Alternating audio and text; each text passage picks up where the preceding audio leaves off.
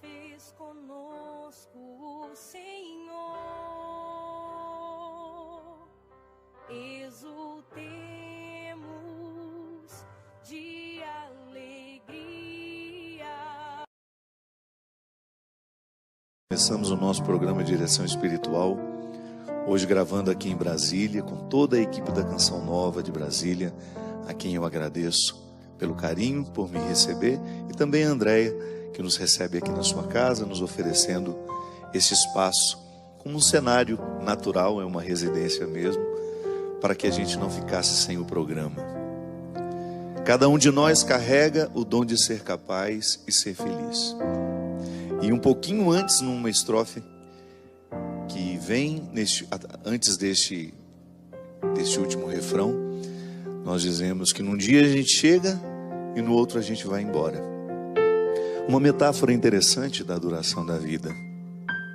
Sim, o poeta, neste caso aqui, Renato Teixeira e Almir Sater, falam de maneira muito simples e ao mesmo tempo nos proporcionando uma poética interessantíssima, colocando a vida justamente quase que como num susto, porque é mesmo.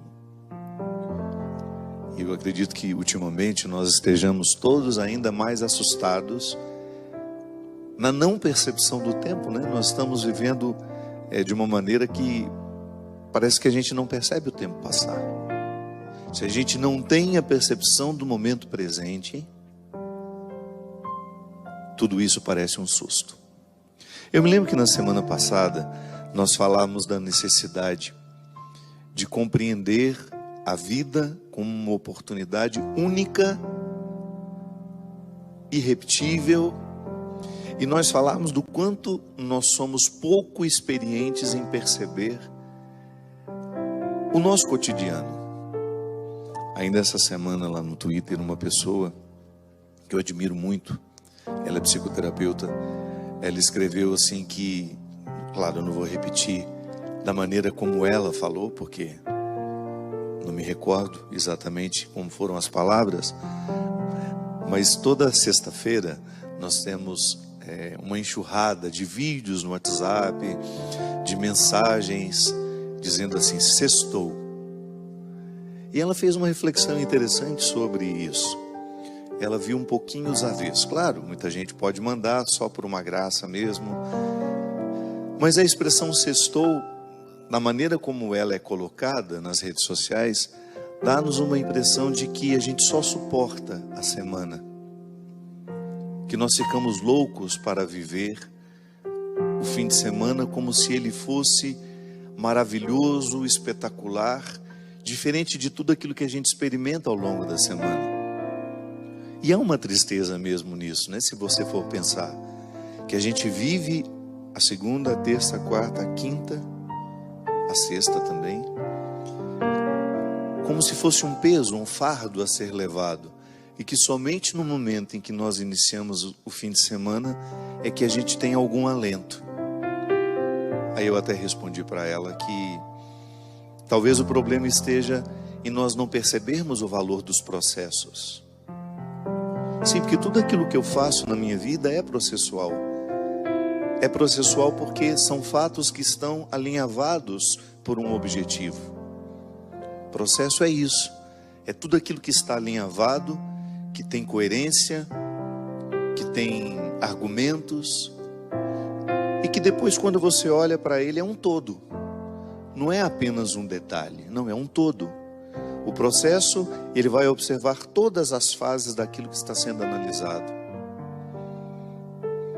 E na nossa vida, minha gente, se nós não tivermos a sabedoria necessária, nós vamos viver a vida sempre esquecendo de que ela é processual, querendo apenas o resultado das coisas. E não é assim. Se eu não me alegrar no processo, a felicidade não será possível para mim. Jung, que foi um grande seguidor de Freud, que depois criou uma forma muito única de ver a psique humana, ele dizia justamente que o ser humano ele fica vivo à medida em que ele é alimentado por um desejo. Se a gente não deseja, Se a gente para de desejar, a gente aos poucos vai morrendo. Sim, porque para ele o desejo é um elan vital que nos mantém vivos. É aquele movimento interior que faz com que a gente tenha disposição de acordar todos os dias, de ir trabalhar, de ir viver, de fazer o que a gente precisa fazer, porque um desejo nos alimenta. Jung dizia que quando nós vivemos a satisfação do desejo, pode haver até uma certa frustração. Aí a gente vai descobrir que o melhor do desejo era construí-lo, e nem tanto a sua realização. É daí que nasce aquele ditado popular que o melhor da festa é esperar por ela. Sim, a experiência de você cultivar um desejo, e você pode chamar de outra coisa, pode falar de outra forma isso. Viktor Frankl chamava de sentido da vida.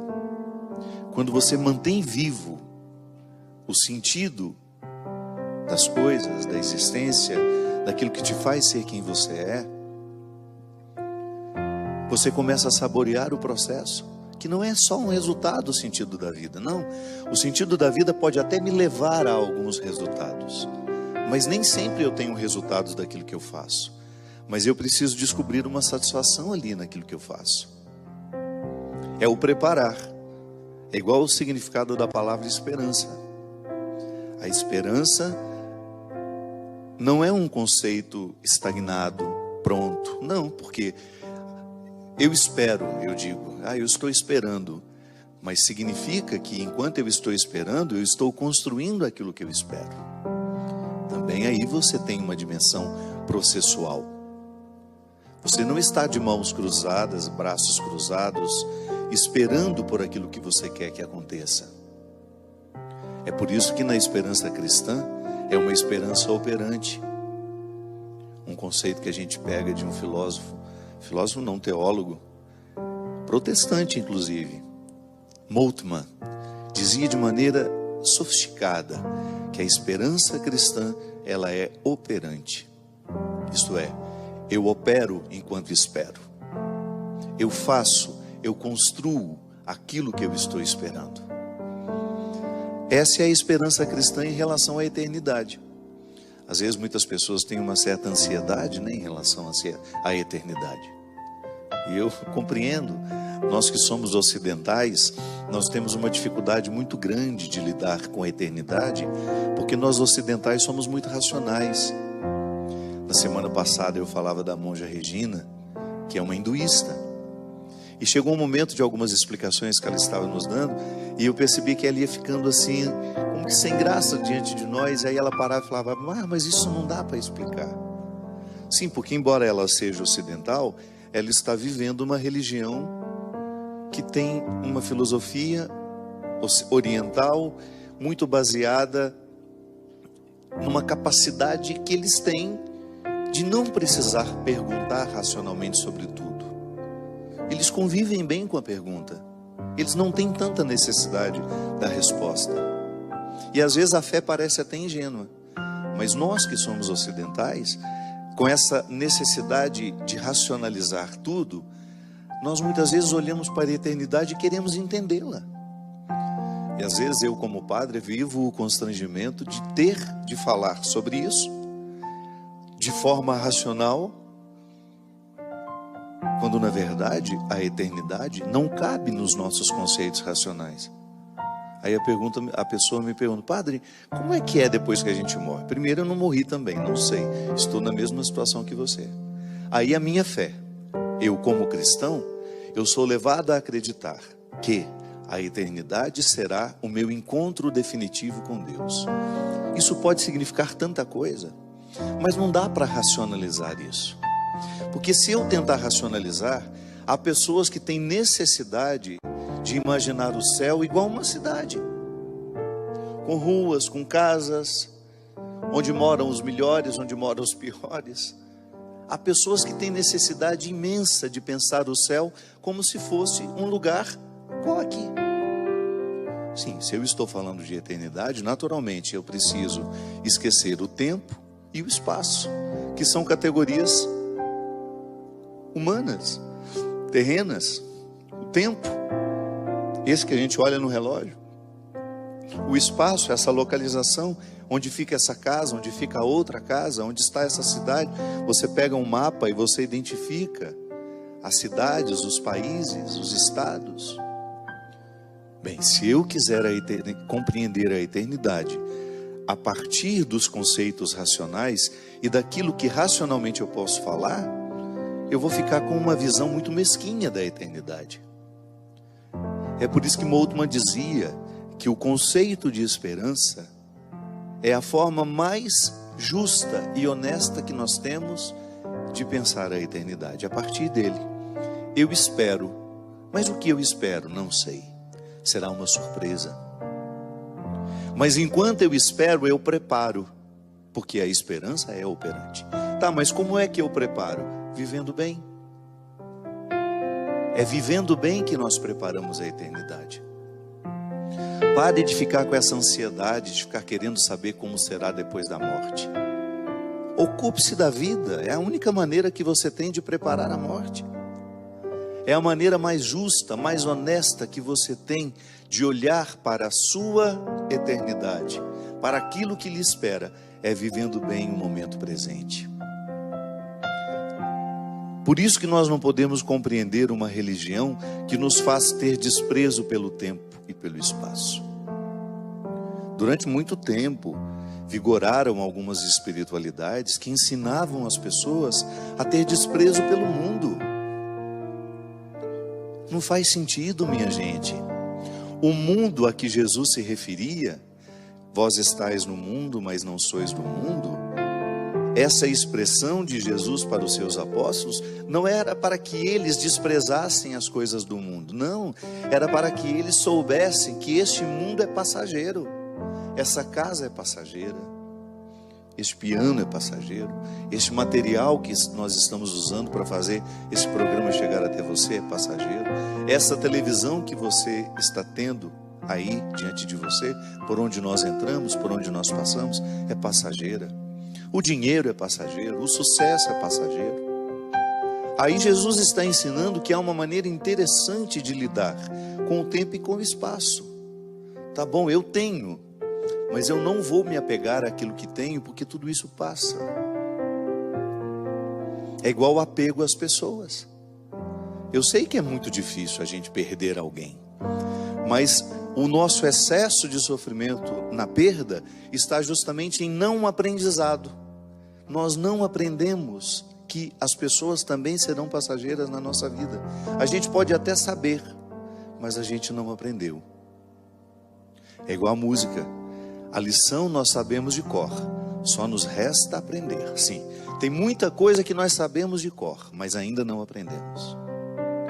Pode ser que se a gente tivesse sido educados desde pequenos a compreender a morte como um processo natural na nossa vida, nós teríamos menos dificuldade no momento em que ela acontecesse ao nosso lado. Mas às vezes a falta de espiritualidade, a falta de vida interior, nos faz a gente ficar apegados demais à matéria e às pessoas. Pois é, são as nossas dificuldades, porque somos ocidentais. Somos apegados demais ao tempo, ao espaço, e queremos compreender a eternidade a partir do limite que nós temos. Eu, como professor de escatologia, eu tinha que falar tudo aquilo que a igreja diz sobre céu, inferno, purgatório. Mas eu tinha um desafio a mais, que não era apenas deixar os meus alunos reproduzirem o que a igreja ensina sobre isso. Porque às vezes a catequese, ela pode ser mais uma vez um reforço deste excesso de materialidade. Então, a pregação, ela chega até mim falando do céu, falando da eternidade, e ela pode me sugerir novamente um reforço de que é material. O céu é material, o céu é localizado, o céu está no tempo e no espaço. Não.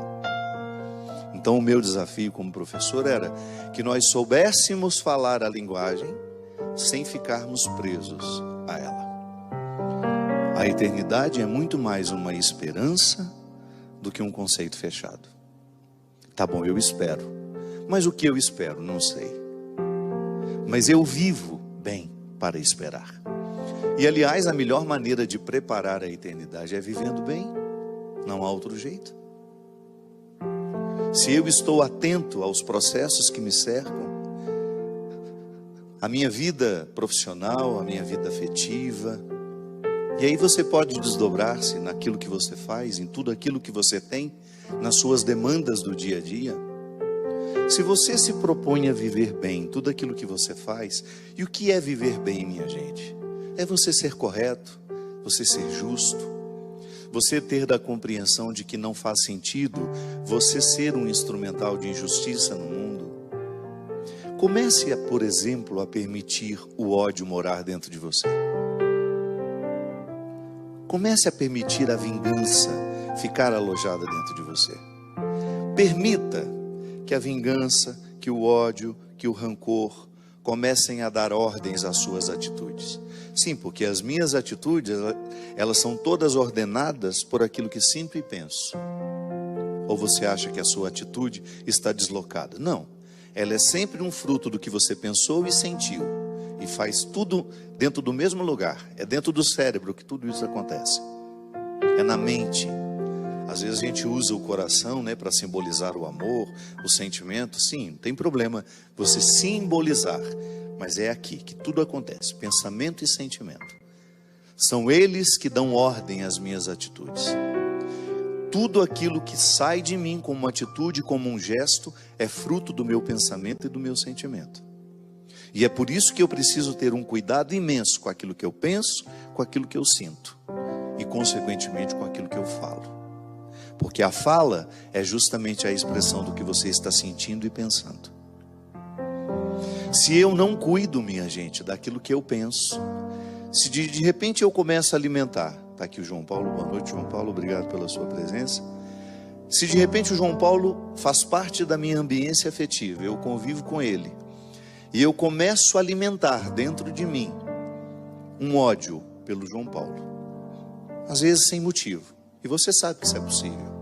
Às vezes você pega a implicância de uma pessoa, pega a birra dela, você não sabe exatamente porquê, você não buscou os motivos dessa implicância, dessa dificuldade com aquela pessoa, e você começa a alimentar um sentimento ruim em relação a João Paulo. Eu começo a alimentar o meu pensamento, nossa, gostaria tanto que João Paulo, que ele fosse mandado embora do serviço dele, que não desse certo. Fico sabendo que ele está batalhando por uma coisa, eu ali, no silêncio do meu coração, fico pensando que eu ficaria muito feliz que aquilo desse errado. Eu tenho certeza que eu estou falando aqui e você está se identificando com o que eu falo. Sabe por quê? Porque nós somos todos iguais.